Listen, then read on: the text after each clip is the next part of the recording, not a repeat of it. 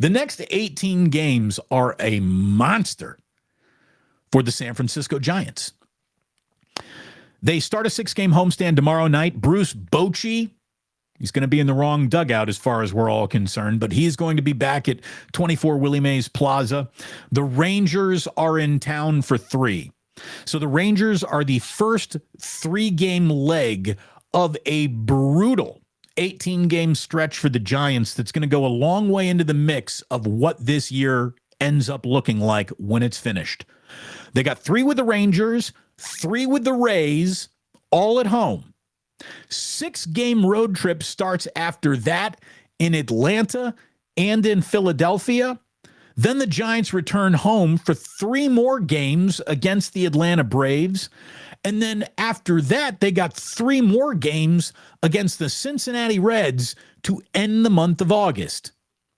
They've got 18 games here remaining in August, and every single one of those teams that I just mentioned is either in first or second place in its own respective division.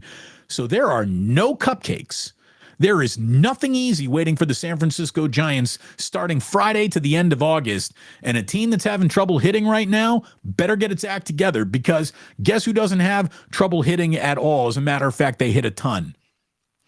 The Rangers, the Rays, the Sixers, yeah, they're not even hitting threes. The Phillies and the Braves. All those teams hit a lot. So Giants pitching better be on point, and they better start driving in some runs when they're standing on base. They didn't do that in Anaheim. Meanwhile, since it's a off day for the Giants, let's do a little bit of a look around the situation as it stands right now here on the 10th of August. LA is officially 8-2 in its last 10 games. They've opened up a 6-game lead now over the Giants in the National League West.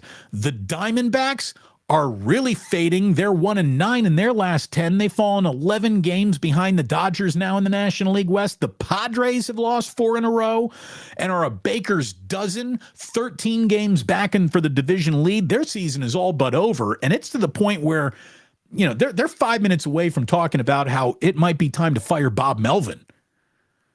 The Padres had huge expectations coming to this year, the biggest payroll in team history, and they were basically dead on arrival. They haven't had 2 good weeks in a row yet this entire year.